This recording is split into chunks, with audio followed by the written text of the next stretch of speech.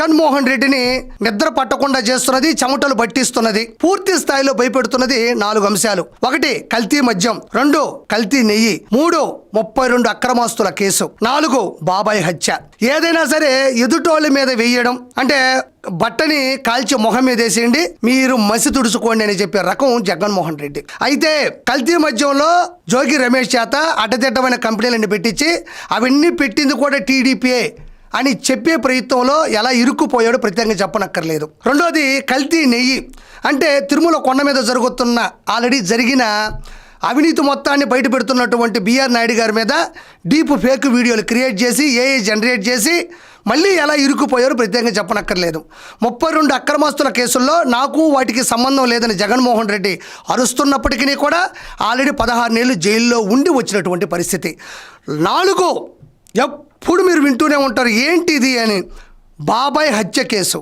మార్చి 15, 2019లో YS Vivekananda Reddy గారు స్వయాన YS Rajasekhara Reddy గారికి సోదరుడు, ముఖ్య అనుచరుడు, మృదు స్వభావి, సుదీర్ఘ రాజకీయ చరిత్ర కలిగినటువంటి వ్యక్తి అనుమానాస్పద స్థితిలో ఆయన స్వగృహంలో చనిపోవడం జరిగింది. అయితే దీన్ని అప్పట్లో సిబిఐ ఇన్వెస్టిగేషన్ పంపించడం జరిగింది. గత కొద్ది రోజుల క్రితమే 4 వారాల్లో ఈ విషయానికి సంబంధించి ట్రయల్ కంప్లీట్ చేయమని సుప్రీంకోర్టు ఆదేశాలు జారీ చేయడం జరిగింది. మరి అదే చిన్న విషయం కాదు కదా, 4 వారాల్లో ట్రయల్ కంప్లీట్ చేయమని సుప్రీంకోర్టు ఆదేశాలు జారీ చేయమని చెప్పిన తర్వాత వీళ్ళందరూ కూడా భయపడడం జరిగింది. ఇందులో చాలామంది ఉన్నారు, ఇందులో ముద్దాయిలుగా నిందితులుగా చాలామంది ఉన్నారు. దస్తగిరి, సునీల్ కుమార్ యాదవ్, ఎర్రగంగిరెడ్డి, వైఎస్ భాస్కర్ రెడ్డి, ఉదయ్ కుమార్ రెడ్డి, శివశంకర్ రెడ్డి, ఉమాశంకర్ రెడ్డి, అవినాష్ రెడ్డి, ఇలా చాలామంది ఉన్నారు. ఇందులో ఇప్పటి ఎంపీ, కడప ఎంపీ అవినాష్ రెడ్డి కూడా ఉండడం గమనార్హం. A4గా దస్తగిరి ఉన్నాడు. కాబట్టి వీళ్ళందరి మీద కూడా అభియోగాలు ఉన్నాయి. వీళ్ళలో కొంతమంది జైలు శిక్ష అనుభవించి ఇప్పుడు బెయిల్ మీద బయటకు వచ్చి కూడా తిరుగుతూ ఉన్నారు. ఈ బాబాయ్ హత్య కేసుకు సంబంధించి ట్రయల్ కంప్లీట్ చేయమని సుప్రీంకోర్టు ఆదేశాలు జారీ చేసిన తర్వాత భయపడుతూ అవినాష్ రెడ్డి ముఖ్య అనుచరుడు వైఎస్ జగన్మోహన్ రెడ్డికి స్వయాన రక్త సంబంధీకుడు, సొంత బంధువు కూడా, ఆయన ఒక ప్రెస్ మీట్ పెట్టాడు. ఏంటో ఒకసారి విందాం. ఈ అంశాన్ని వచ్చే ఎలక్షన్ల వరకు దీన్ని డ్రాగ్ చేయాలా, చంద్రబాబు నాయుడు గారికి మరింత రాజకీయ లబ్ధి చేకూర్చాలా, రాజకీయంగా చంద్రబాబు నాయుడు గారికి ఉపయోగపడాలన్న ఆరాటం తప్ప నిజంగా దీంట్లో న్యాయం కోసం పోరాటం అనేది ఎక్కడా లేదు, ఎక్కడా కనిపించే పరిస్థితి లేదు. ఇక్కడ అవినాష్ రెడ్డి చెప్తున్నాడు, సునీతారెడ్డి గారు లేకపోతే ఆయనకు సంబంధించినటువంటి మనుషులు కేవలం చంద్రబాబు నాయుడు గారి యొక్క రాజకీయ లబ్ధి కోసం, మళ్ళీ సీఎంగా చేయడం కోసం 2029 ఎలక్షన్స్ వరకు దీన్ని డ్రాగ్ చేస్తారే తప్ప ఇందులో ఆరాటం తప్ప, పోరాటం తప్ప, మీ ఆరాటం ఉంది, మీరు అనుకున్న పోరాటం ఉంది, కానీ దాంట్లో నిజాలు లేవని చెప్తున్నాడు. ఇక్కడ సునీతారెడ్డి గారికి స్వయాన తండ్రి వైఎస్ వివేకానంద రెడ్డి గారు, ఆయన స్వయాన వైఎస్ రాజశేఖర రెడ్డి గారికి సోదరుడు, ముఖ్య అనుచరుడు, మృదు స్వభావి, ఒకసారి ఎమ్మెల్యే, మినిస్టరు, 2 సార్లు ఎంపీ అయినటువంటి ముఖ్య నేత, జననాయకుడు ఆయన.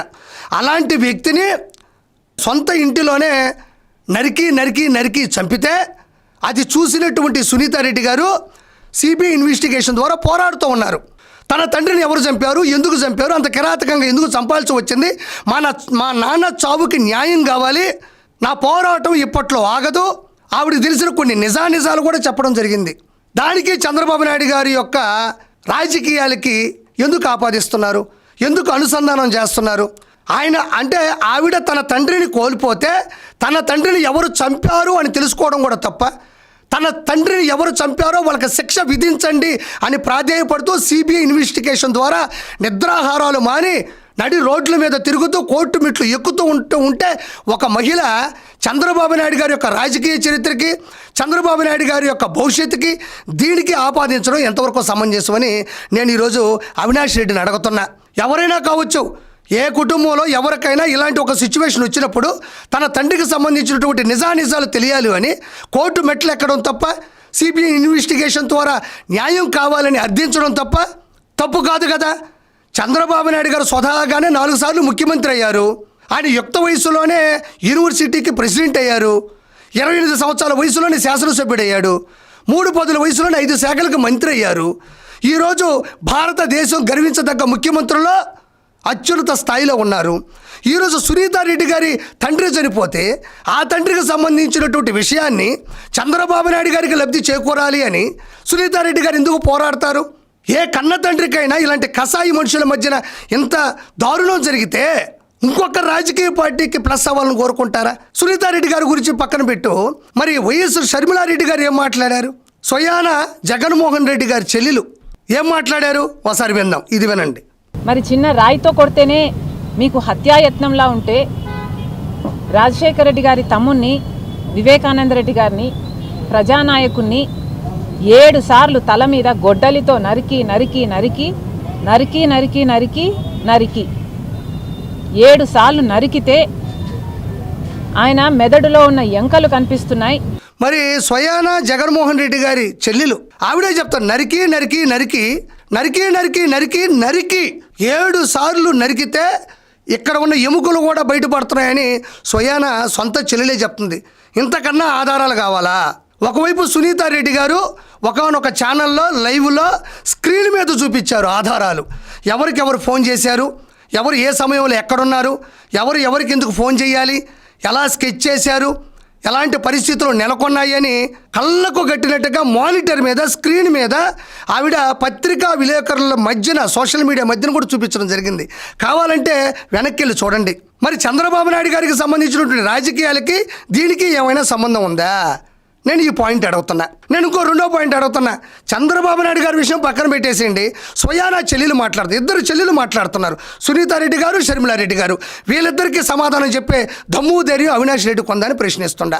మరి ఈరోజు ఈ అవినాష్ రెడ్డి A8గా ఉన్నాడు, మరి A4గా ఉన్నటువంటి దస్తగిరి కడప జైల్లో ఉండేటప్పుడు శివశంకర్ రెడ్డి గారి కుమారుడు చైతన్యారెడ్డి, డాక్టర్ చైతన్యారెడ్డి లోపలికి వెళ్ళి మెడికల్ సర్వీస్ పేరుతో లోపలికి వెళ్ళి A4గా ఉండేటువంటి దస్తగిరిని ఎందుకు బెదిరించాడు? మీరు తప్పు చేయకపోతే చైతన్యారెడ్డి లోపల పంపించి దస్తగిరిని ఎందుకు బెదిరించాలి, ఎందుకు భయపెట్టాలి, ఎందుకు వార్నింగ్ ఇవ్వాలి? ఎందుకంటే మీరు అందులో ఉన్నారు కాబట్టి, కీలక సభ్యులు కాబట్టి, కీలక ముద్దాయిలు కాబట్టి, నేరం మీ మీద మోపబడి ఉంది కాబట్టి.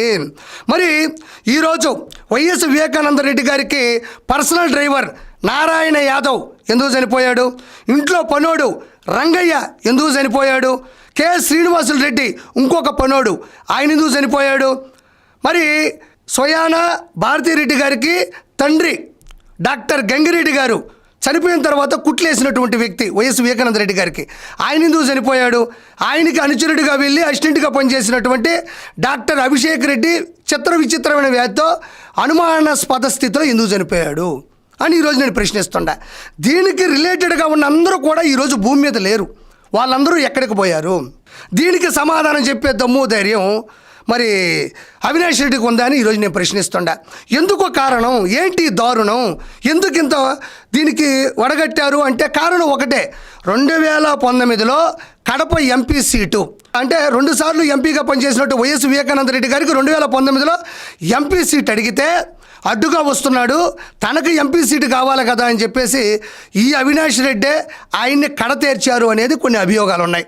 ఖచ్చితంగా ఈరోజు సిబిఐ ఇన్వెస్టిగేషన్లో సుప్రీంకోర్టు సాక్షిగా ఏదో ఒక రోజు శిక్ష పడే అవకాశం ఉంది. ఖచ్చితంగా నిజాలు బయటపడతారని నేను మనస్ఫూర్తిగా మీకు చెప్తున్నా. ఇది కాకుండా మరి అంతమంది అనుమానాస్పద స్థితిలో ఎందుకు మరణించారు అంటే ఇంట్లో పని మనుషులు చనిపోయారు, డ్రైవర్లు చనిపోయారు, కుట్లేసిన వ్యక్తి చనిపోయారు, అసిస్టెంట్గా వెళ్ళిన వ్యక్తి చనిపోయారు. వీళ్ళెవరూ ఈరోజు భూమి మీద లేరు.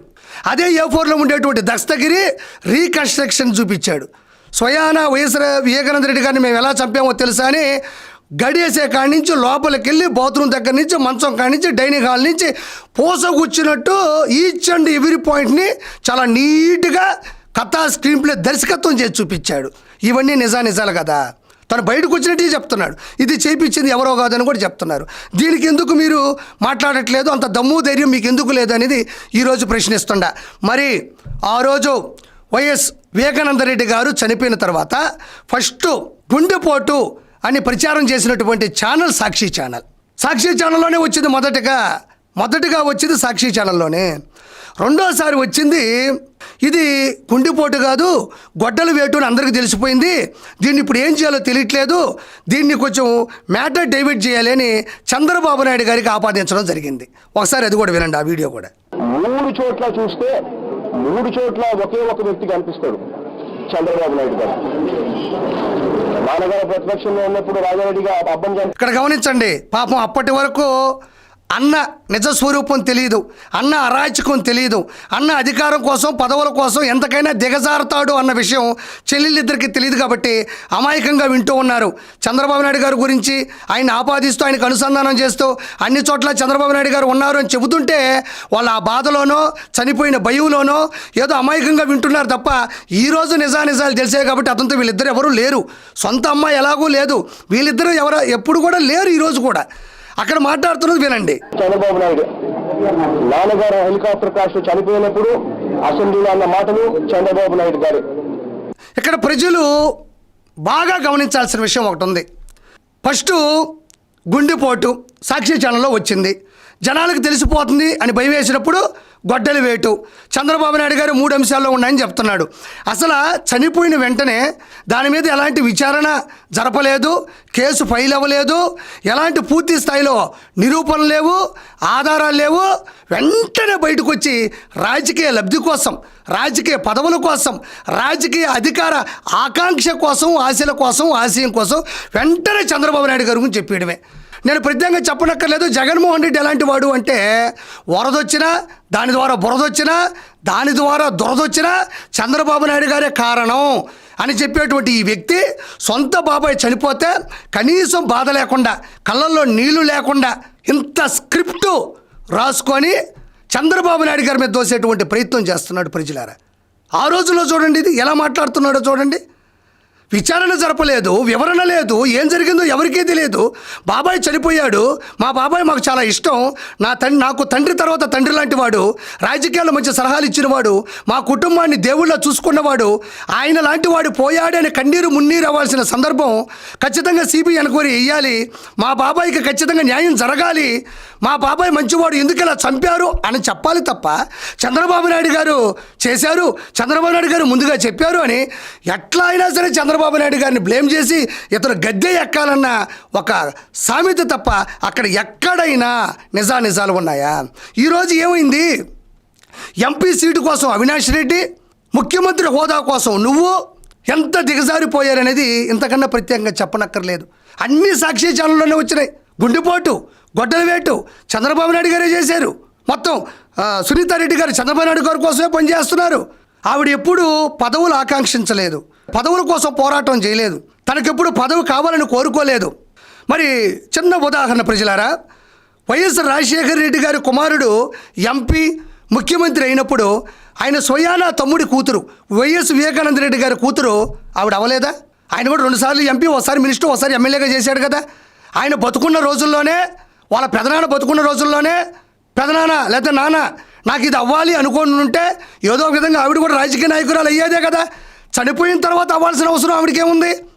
తన తండ్రికి జరిగినటువంటి ఇలాంటి కసాయి పని మీద మధ్యన ఉన్నటువంటి వాళ్ళని పట్టించి కసి తీరా వాళ్ళకి శిక్ష విధించాలని ఆవిడ పోరాడుతూ ఉంటే దానిని చంద్రబాబు నాయుడు గారికి ఆపాదించడం, చంద్రబాబు నాయుడు గారి యొక్క ముఖ్యమంత్రి పదవికి కలపడం, అనుసంధానం చేయడం, భవిష్యత్తుకి తీయడం. చంద్రబాబు నాయుడు గారికి నీచ రాజకీయాలు అవసరమా? చంద్రబాబు నాయుడు గారికి ఇంత ఇంత ఇంత మీకున్నంత నీచ చరిత్ర ఉందా? మీ అంత నీచులా? ఒకసారి ఇది కూడా వినండి. నేను భగవంతుని కూడా గడిచిన 4-5 సంవత్సరాలుగా అడుగుతా ఉన్నా, తప్పకుండా వాస్తవం అనేది ఒక రోజు బయటకు వస్తుంది. Justice and truth will definitely prevail. ఇక్కడ భగవంతుని కోరుకుంటున్నా అంటున్నారు ప్రజలారా వీళ్ళందరూ కూడా. మరి 2019 మార్చి 15వ తారీఖు స్వయాన వైఎస్ వివేకానంద రెడ్డి గారు వీళ్ళ సొంత బంధువు, వీళ్ళ రక్త సంబంధికులు బాబాయ్ అయినటువంటి వ్యక్తి చనిపోయాడు. మీరు ఎలాగో అధికారంలో లేరు అని చెప్పుకునేటువంటి వ్యక్తులు మరి 2019 ఎలక్షన్స్లో గెలిచిన తర్వాత 22 లోక్సభ స్థానాలు, 151 శాసనసభ స్థానాలు ప్రజలు మీకు పట్టం కట్టినప్పుడు, మీ ప్రభుత్వం మీ చేతిలోనే ఉన్నప్పుడు, ఎక్కడో ఉండే కాదంబరి జత్వాని గేటెడ్ కమ్యూనిటీలో ముంబైలో ఉంటే ముగ్గురు ఐపీఎస్లు పంపించి అమ్మాయిని తీసుకొని వచ్చి ఇక్కడ చిత్రహింసలు పెట్టిన మీరు, మీ బాబాయ్ కేసులో ఉండేటువంటి ఏదైతే మర్మం దాగి ఉందో, ఏదైతే సీక్రెట్ దాగి ఉందో, ఆయన ఎలా చనిపోయాడో మరి మీరెందుకు కనిపెట్టలేకపోయారు? సిబిఐ ఇన్వెస్టిగేషన్ ద్వారా లేదా ఇంకొక ఇన్వెస్టిగేషన్ ద్వారా మీ బాబాయ్కి న్యాయం మీరు ఎందుకు చేయలేకపోయారు? మీ చేతిలోనే ప్రభుత్వం ఉంది, మీ చేతిలోనే పోలీస్ డిపార్ట్మెంట్ ఉంది, మీ చేతిలో 151 మంది ఎమ్మెల్యేలు, 22 మంది ఎంపీలు ఉన్నారు, గట్టిగా గెలిచారు, ఘనంగా గెలిచారు. అలాంటి సందర్భాల్లో మీ బాబాయ్కి మీరు ఎందుకు న్యాయం చేయలేదు? ఎందుకు చేయలేదు అంటే న్యాయం చేయాల్సి వస్తే మీరు లోపలికి వెళ్ళిపోతారు కాబట్టి, ఆయనకి న్యాయం జరగాలి అంటే అన్యాయం చేసిన మీరు లోపలికి వెళ్తారు కాబట్టి ఈ రోజుకి కూడా దాని మీద ప్రెజర్ చేయట్లేదు. ఒకటే ఒక మాట, ఏ రోజైనా మీరు మీ జీవితంలో మీ బాబాయ్ చనిపోయాడని తెలిసినప్పుడు ఒక్కసారైనా ఆ బాధ మీ ముఖంలో కనబడిందా? ఏ రోజైనా మీ కళ్ళల్లో ఆ బాధ కనబడిందా? కన్నీళ్లు బయటకు వచ్చాయా? ఎంతసేపు మీ రాజకీయ లబ్ధి కోసం ఆయన్ని కడతీర్చారే తప్ప మీ ఎంపీ సీట్ల కోసం, ముఖ్యమంత్రి సీట్ల కోసం మంచి సలహాలు ఇస్తున్నాడు లేదంటే ఆయన ఆస్తులకు సంబంధించినటువంటి షేర్ల కోసం తప్ప ఆయన కడతీర్చినటువంటి కషాయ మనుషులు ఎవరైనా ఉన్నారంటే మీరే. ఖచ్చితంగా ధర్మం అనేది ఎప్పటికైనా 4 పాదాల మీద నడుస్తుంది. మీకు ఖచ్చితంగా శిక్ష పడుతుంది, మీరు ఖచ్చితంగా అనుభవించి తీరతారు. అటు షర్మిలారెడ్డి గారైనా ఇటు సునీతారెడ్డి గారైనా కోరుకునేది ఒకటే, మా బాబాయ్ మంచివారు, ఆయన ఎవరికి ఇసుమంత కూడా అన్యాయం చేయలేదు, ఇబ్బంది పెట్టలేదు, అనవసరంగా చంపేశారు, కసితీర చంపేశారు, ఆ కఠినమైన శిక్షలు విధించాలని కోరుకుంటున్నారు. 100% మీరు శిక్ష అర్హులు అవుతారని మనస్ఫూర్తిగా కోరుకుంటూ నేను కిరాకార్పిని.